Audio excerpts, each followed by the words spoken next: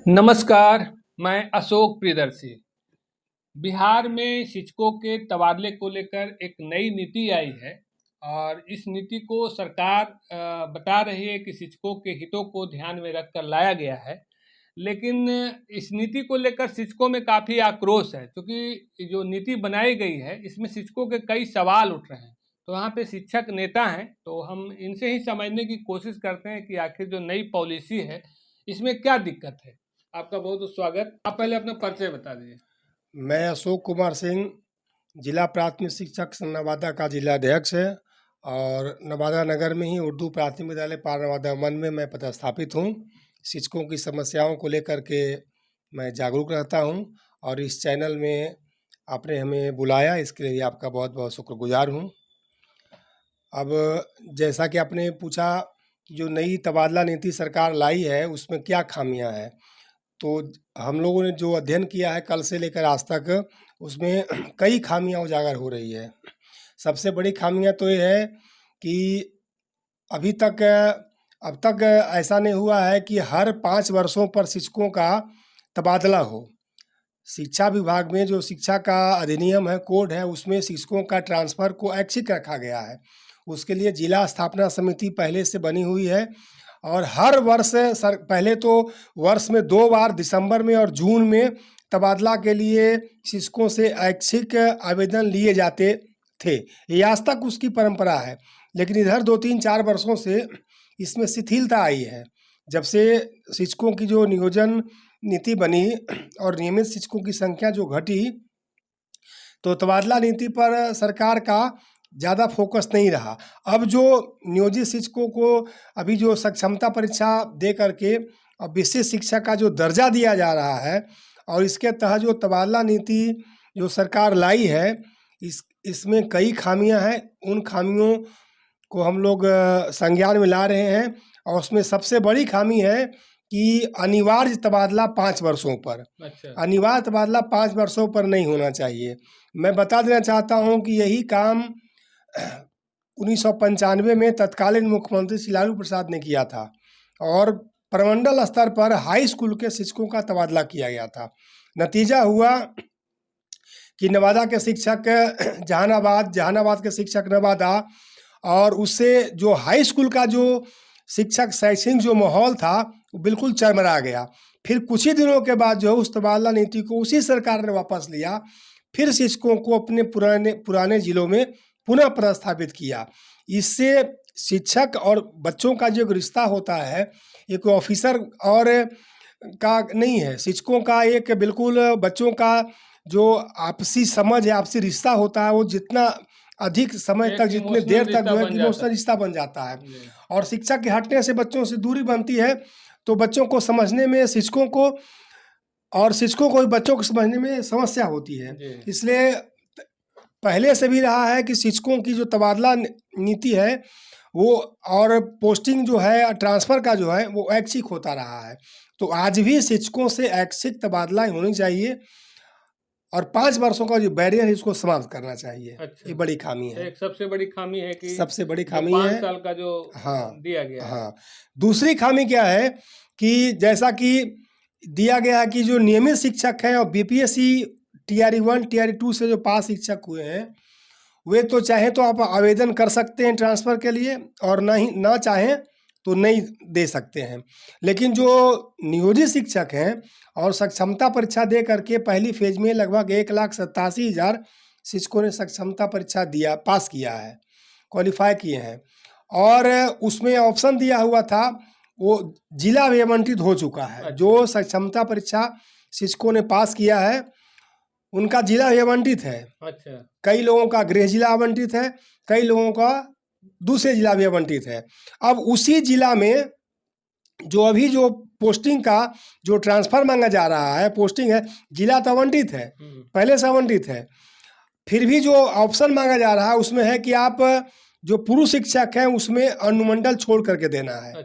जिस अनुमंडल में है, अनुमंडल में पदस्थापित है, उस अनुमंडल को छोड़ के दूसरे अनुमंडल में।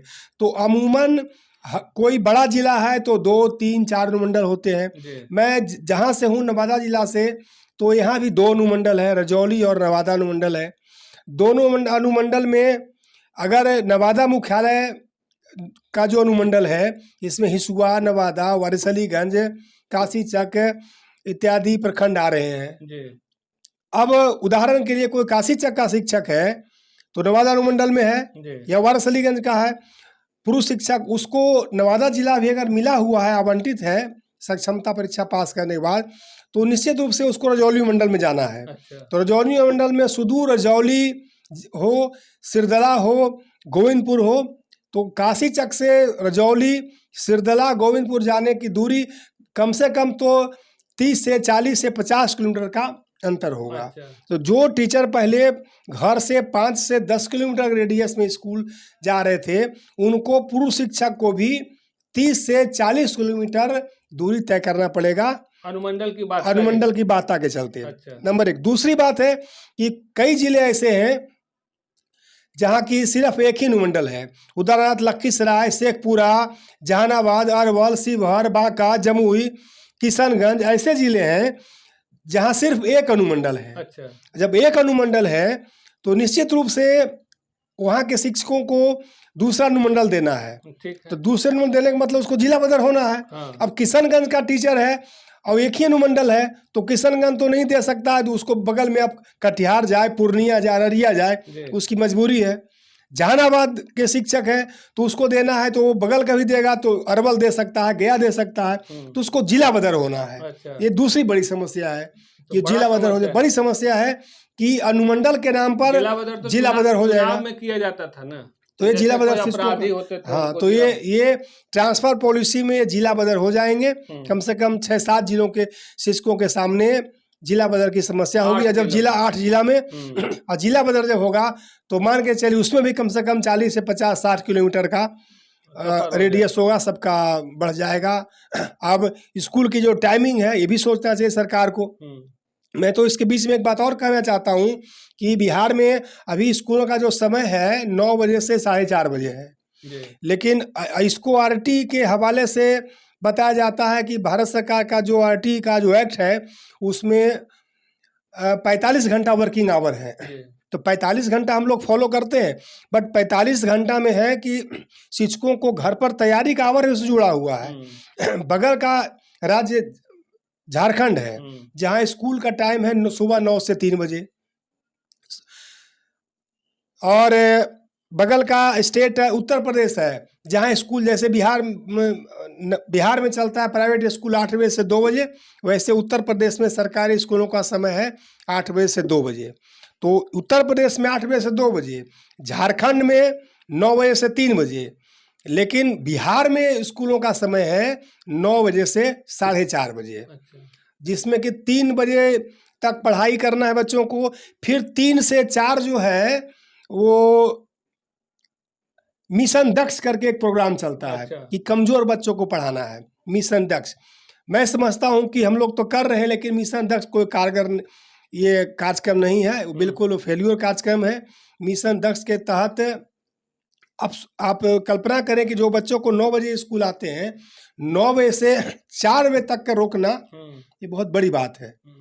तो ट्रांसफर से बच्चों पर या फिर टाइमिंग से क्या लेना देना?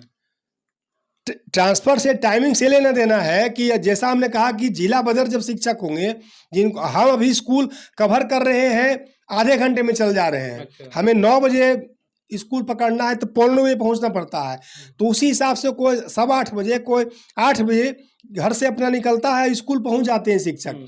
लेकिन जब ट्रांसफर पॉलिसी जो सरकार को आ रही है, जब स्कूल जब बदलेगा, स्कूल का जब भौगोलिक कंस्ट्रक्शन जब बदलेगा उसका स्ट्रक्चर, तब भौगोलिक स्ट्रक्चर बदलने से शिक्षकों को अपने घर से स्कूल जाने में 1 घंटा, 1.25 घंटा, 1.5 घंटे का मार्जिन लेके चलना पड़ेगा। तो ये तो कहीं ना कहीं शिक्षकों के साथ तनाव है।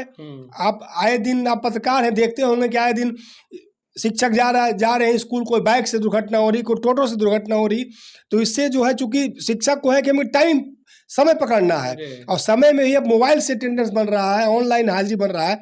तो ऑनलाइन हाजिरी बनाने के लिए शिक्षक मानसिक रूप से तनाव में होता है। वो बाइक चला रहे होते हैं, फिर भी वो तनाव में होते हैं। तो टाइमिंग अधिक जो है, मैं भी मांग करता हूं कि इसकी जो बगल के राज्य में जो है टाइमिंग है 6 घंटा, हम्म। 6 घंटा होनी चाहिए। 7.5 घंटा जो यहाँ बिहार में स्कूलों का टाइमिंग है, ये भी उचित नहीं है। अच्छा, जैसे इसमें 3-4 जैसे असाध रोग के बारे में बताया गया है कि उनको काफी प्राथमिकता दी गई है, तो इसके बारे में क्या? असाध्य रोग के बारे में जो प्राथमिकता दी गई है वो दिखने में लगता प्राथमिकता है, लेकिन उस पर अगर हम विश्लेषण करें तो असाध्य रोग से अब कैंसर से पीड़ित 3-4 कैटेगरी बनाया गया है। हाँ। कैंसर है, लीवर है, हृदय रोग है, किडनी है, तो इसको असाध्य रोगों के कैटेगरी में आप तो रखा है, या फिर मानसिक बीमार या है। मानसिक बीमार है उसको हाँ, रखा है, या असाध्य के साथ साथ दिव्यांग जन भी जो है उनके भी कई कैटेगरी हैं। हाँ। और सबको आप कह रहे हैं कि हम उसको सहूलियत दे रहे हैं,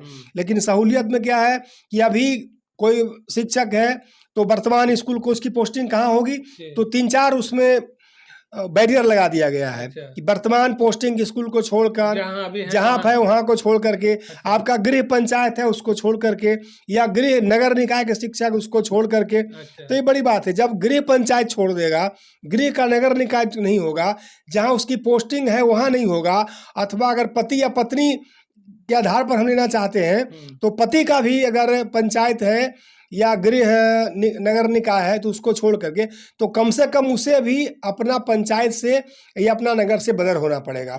उदाहरण के लिए कोई दिव्यांग या कोई असाध्य रोग से बीमार शिक्षक है और नवादा जैसे शहर में उसकी पोस्टिंग है, तो नवादा पूरा एक नगर निकाय है, तो निश्चित रूप से अब नवादा शहर में उसकी पोस्टिंग नहीं होगी। तो फिर दिव्यांगता या जो असाध्य रोग है कि का उसको कहाँ लाभ मिल रहा है? नवादा शहर में अगर पोस्टिंग है तो उसे छोड़ के कहीं और उसको चॉइस में ही देना पड़ेगा। अच्छा।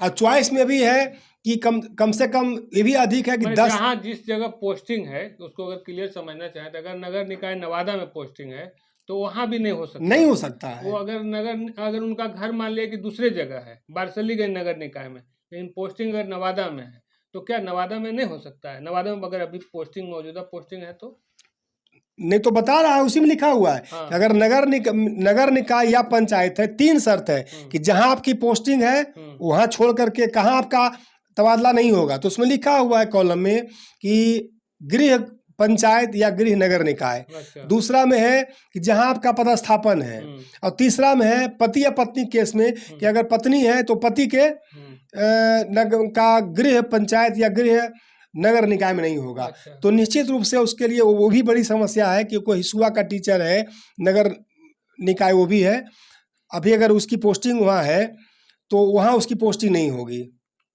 अगर उस टीचर का गृह नवादा अगर शहर है तो नवादा ही पोस्टिंग उसकी नहीं होगी, तो बड़ी समस्या है। अच्छा। तो गंभीर विषय है। कोई शिक्षक अगर नवादा में उसकी पोस्टिंग है और उसका घर पड़ता है हिसुआ, हम ऐसे इसको समझना चाहते हैं, तो नियमानुसार नवादा में अगर पोस्टिंग है तो पोस्टिंग के कारण उसको नवादा पोस्टिंग फिर नहीं मिलेगा, और हिसुआ चूंकि उसका गृह का नगर निकाय है तो गृह नगर निकाय कर हिसुआ ही पोस्टिंग नहीं मिलेगी।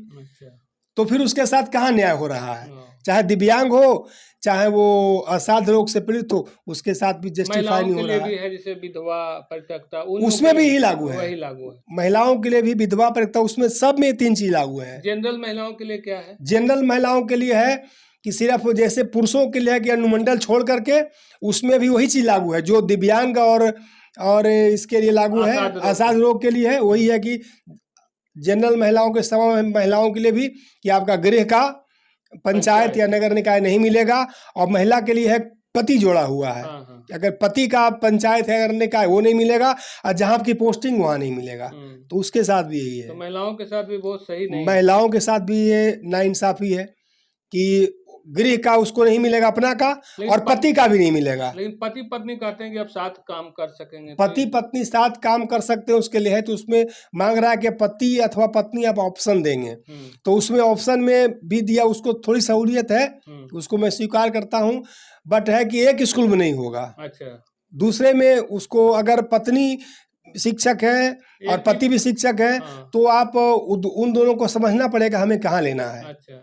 तो उसमें थोड़ी सुविधा है, एक ही निकाय में या एक ही पंचायत में काम कर सकेंगे। हाँ, काम कर सकेंगे, एक ही स्कूल में नहीं। उनके लिए है सिर्फ पति पत्नी के केस में ही ये समझ में आ रही बात कि एक ही निकाय में एक ही पंचायत में वो काम कर सकते हैं, सिर्फ स्कूल उनका से तो एक ज्यादा नहीं तो होगा। इसमें क्या हो सकता है, कैसे मैंने सहूलियत मिलेगा शिक्षकों को, या सरकार से क्या ग्रीवांश है आपके? सरकार से ग्रीवांशेत पहले तो है कि पहले जैसे होता आ रहा, हमने शुरू में भी कहा कि शिक्षकों से ऐच्छिक तबादला का ऑप्शन लेना चाहिए। अच्छा। यह जो अनुमंडल और ये गृह पंचायत या गृह नगर निकाय छोड़ करके इसको हटाना चाहिए। जब तक ये नहीं हटता है तब तक ये इसमें परेशानी ही परेशानी है।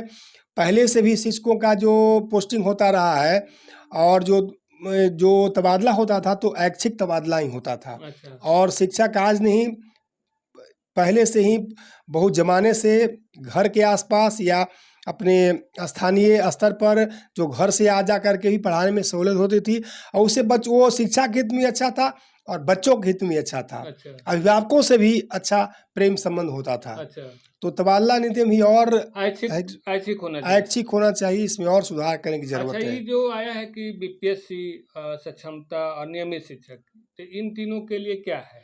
बीपीएससी और नियमित और सक्षमता, इन तीनों में अभी दिया है कि अगर नियमित शिक्षक हैं और बीपीएससी शिक्षक हैं तो जहां आप हैं चाहें तो आप वहां रह सकते हैं। आप स्थानांतरण के लिए अगर आप चाहें तो आप आवेदन कर सकते हैं ऑनलाइन, जो होना है, और ना चाहें तो आप उनको छूट दिया गया है। अच्छा, किनको जो नियमित है, जो नियमित है, जो बीपीएससी से है, TRE 2 है। हाँ। लेकिन जो नियोजित शिक्षक है और जो पास करके आप विशेष शिक्षक बनेंगे, हाँ। तो अब विशेष शिक्षक कि दर्जा उनको मिलेगा जो जिसको कि सरकार कह रही कि हम सरकारी शिक्षक, कई बार बोल चुके हैं विशेष शिक्षक। विशेष शिक्षक को ही सरकार बोलती है सरकारी शिक्षक, उसको अब परिभाषित करती है कि आप सरकारी शिक्षक बन जाएंगे। जैसा कि अभी के शिक्षा मंत्री के पहले विजय कुमार चौधरी बोल चुके हैं कि अब सरकारी शिक्षक आप लोग बन जाएंगे। तो सरकारी शिक्षक बन जाएंगे विशेष शिक्षक, तो उनके लिए, उन पर तो ये लागू हो रहा है कि हर हाल में आपका स्कूल बदलेगा। स्कूल जब बदलेगा तो कई लोगों का पंचायत और नगर निकाय तो बदलना निश्चित है, और पुरुष शिक्षकों का अनुमंडल बदलना निश्चित है। ये बड़ा समस्या है। तो सक्षमता पास शिक्षकों के लिए भी बहुत खास सक्षमता पास शिक्षकों के लिए भी कोई खास नहीं है, सिर्फ सुविधा तो मिलेगी, सुविधा मिलेगी। पेंशन है या फिर पेंशन तो नहीं, पेंशन जो नई पेंशन स्कीम है वही मिलना है, तो उसी के लिए तो सक्षमता नियोजित शिक्षक ने दिया क्यों? पेमेंट भी, सैलरी भी बढ़ेगा। सैलरी में कोई इजाफा नहीं होने जा रही है। अच्छा। सैलरी जो नियोजित शिक्षा का पहले मिल रहा है वो सैलरी तो वही होगा, सैलरी में इजाफा नहीं है। उसका जो भविष्य निधि जो कटता है, जो अभी ईपीएफ कटता है, और जब उसका है कि पीएफ कटेगा। अच्छा। जैसे नियमित शिक्षकों का पीएफ कटता है ना, तो सक्षमता पास शिक्षक जो विशेष शिक्षक बनेंगे तो उनका पीएफ कटेगा। पीएफ की राशि थोड़ा ज्यादा कटेगी और सरकार का जो अनुदान है उसमें थोड़ा अधिक मिलेगा। सक्षमता परीक्षा तो आर्थिक रूप से सक्षमता पास शिक्षकों के लिए आर्थिक दृष्टिकोण से सुविधा है। इससे इनकार नहीं किया जा सकता। तो उनको जैसे सर्विस लेंथ हो गया या फिर और चीजें हैं, तो सर्विस लेंथ पर भी, अभी सेवा निरंतरता पर भी सरकार जो अभी तक जो इसमें ट्रांसफर पॉलिसी है उसमें सर्विस लेंथ आपका बरकरार रहेगा, इस पर कोई स्पष्ट गाइडलाइन नहीं है। और ये भी एक बड़ी वजह है कि मान लिया कि कोई विशेष शिक्षक बन गया जिसकी नौकरी 5 साल बच रही है। अभी हाल में केंद्र सरकार ने एक नई जो ओल्ड पेंशन स्कीम है उसको मॉडिफाइड करके जो पेंशन स्कीम सरकार ला रही है, उसमें है कि कम से कम 10 साल आपका सर्विस लेंथ है। अच्छा। तो उसका एक तय मानक है कि हम इतना से हम उसका करेंगे। तो अब जिसकी सर्विस इसमें अब 10 साल 2000, अब ऐसे सोचे 2006 से बिहार में शिक्षक नियोजन है, 6 साल से बहाली है, अभी 2024 बीत रहा है, 18 साल 20 साल हो गया नौकरी किए हुए। अब जिसकी सर्विस 5 साल 7 साल बच रही है और वो विशेष शिक्षक बन भी गया, तो जो पेंशन स्कीम जो भारत सरकार जो ला रही है उससे उसको क्या लाभ मिल पाएगा जब तक सेवा निरंतरता नहीं मिलेगी। तो नियोजित शिक्षक भी जो विशेष शिक्षक बन गए हैं उनको तभी लाभ भविष्य में भी मिलेगा। तत्कालिक लाभ तो दिख रहा है, थोड़ा लाभ दिख रहा है। पीएफ में थोड़ी कटौती जो उसकी जो होती है ज़्यादा कटौती होगी और थोड़ा सा सेविंग उसका बढ़ेगा। अच्छा। सेविंग बढ़ेगा, ये बात सच है, लेकिन लॉन्ग टर्म के लिए जो अगर पेंशन स्कीम है उसमें जब तक सेवा निरंतरता नहीं दिया जाता है तब तक उसका कोई खास लाभ नहीं वो होगा। तो इसलिए सक्षमता पास को भी एक तरह से लॉलीपॉप ही हाँ, है। सक्षमता पास को भी एक तरह से लॉलीपॉप ही है। और अगर वो हम नहीं जाना चाहें तो उनको क्या घाटा है? जाना तो है, हुँ, जो जो जैसी अभी तक तो ये भी स्पष्ट नहीं है इसमें कि अगर आप नहीं जाना चाहें तो न जाएँ। अच्छा। जैसे कि ये जो ट्रांसफ़र पॉलिसी है, हुँ, उसमें दे दिया है कि नियमित शिक्षक हुँ। और बीपीएससी के जो शिक्षक हैं, अगर आप चाहें तो आवेदन इसमें कर आवेदन कर सकते हैं। सकते हैं, हाँ, ना चाहें तो आवेदन जहाँ नहीं अपने कर वहाँ सकते, बने जहाँ रह वहाँ बने सकते हैं। रहेंगे। हाँ, और उसमें लिखा हुआ है कि यह जो ट्रांसफ़र है, हाँ, वो नियोजित शिक्षकों को छोड़ कर के, मैं तो ये भी कहना चाहता हूँ कि जो नियोजित शिक्षक जो सक्षमता परीक्षा नहीं दिया, हुँ, कई उसमें महिला शिक्षक ऐसे हैं हुँ, जो कि नवादा की बेटी है, उसकी शादी पटना हो गई, अरवल हो गई, हुँ, और वो सक्षमता परीक्षा नहीं दे पाई, हाँ, इसको हाँ, फ़ायदेमंद नहीं समझी, हाँ, नहीं दी, अभी भी नहीं देने की तैयार है वो, हुँ। तो उसके लिए भी सरकार सोचना चाहिए। हाँ, उसके लिए भी उसके भी कोई सोचना चाहिए कोई कि विकल्प नियोजित नहीं है। शिक्षक है, उसका कोई विकल्प नहीं है, उसको अपना अपना गृह जिला जाना वो चाहिए, मतलब जहाँ है वहीं ससुराल है जहाँ है जहाँ वहीं है, हाँ, तो उसके भी समस्या है। हुँ, तो नियोजित छोड़ करके, लेकिन जो विशेष शिक्षक जो बन रहा है उसके लिए ऐसा कहीं नहीं लिखा गया है कि अगर आप चाहें तो विशेष शिक्षक में जाएँ, हुँ। ना चाहें तो आप पहले जैसे वैसे रहें, ऐसा हाँ, इसमें कोई स्पष्ट माने बीपीएससी टाइप से सुविधा नहीं है। न ऐसा स्पष्ट इनको नहीं हर है। हाल में जाना हर होगा। अभी तक तो लग रहा है हर हाल में हाँ, जाना और नहीं पड़ेगा। जाएँगे तो फिर इनको कोई लाभ नहीं हाँ, अभी मिलेगा। तो नहीं लग कहने रहा का है। जो चिट्ठी है हाँ, उस हाँ, हिसाब से। उसमें लग रहा है कि जाना तो कुल पड़ेगा। मिला के अगर कहा जाए कि बिहार के जो शिक्षा मंत्री हैं, जो शिक्षा विभाग है या बिहार सरकार है, तो ये जो शिक्षकों की जो नई पॉलिसी लाई इसको अगर 2 लाइन में कहना हो तो क्या कहेंगे आप? कि शि शिक्षकों के लिए कितना उपयोगी है ये? शिक्षकों के लिए बहुत उपयोगी नहीं है, थोड़ा उपयोगी है। अभी अभी जो है शिक्षकों की जब तक सेवा निरंतरता नहीं मिलती है, हुँ, सबसे मूल बात ये है। जो विशेष शिक्षक खासकर विशेष शिक्षकों के लिए है, हाँ, विशेष शिक्षक को अगर सेवा निरंतरता मिल जाती है, तब उपयोगी है, अगर सेवा निरंतर नहीं मिलती है, तो ये विशेष यह शिक्षकों के लिए कोई ख़ास उपयोगी नहीं है। नहीं होगा। और जो ट्रांसफ़र वाला जो 5 साल वाला है वो भी उनके लिए और घातक है। और वो भी घातक है। ट्रांसफ़र का जो 5 साल का है पॉलिसी, वो भी घातक जी। होगा। तो कुल मिलाकर अभी हम बात कर रहे थे शिक्षक नेता अशोक कुमार जी से, जो अपनी पूरी बात को रखने की कोशिश किए हैं कि क्या दिक्कतें हैं, चूँकि ऐच्छिक ट्रांसफ़र का प्रचलन पहले से था। कह सकते हैं कि 5 साल का जो अनिवार्य कर दिया गया है, तो इनसे इनको दिक्कत होगी, जहाँ जो लोग रह रहे हैं उनको हर 5 साल पे। और इसमें जो है सो एक तरह से शिक्षा विभाग में भी भ्रष्टाचार का बढ़ावा मिलेगा। तो ऐसी कई चीज़ें हैं जिसको लेकर के इन्होंने अपनी बात रखी है। धन्यवाद।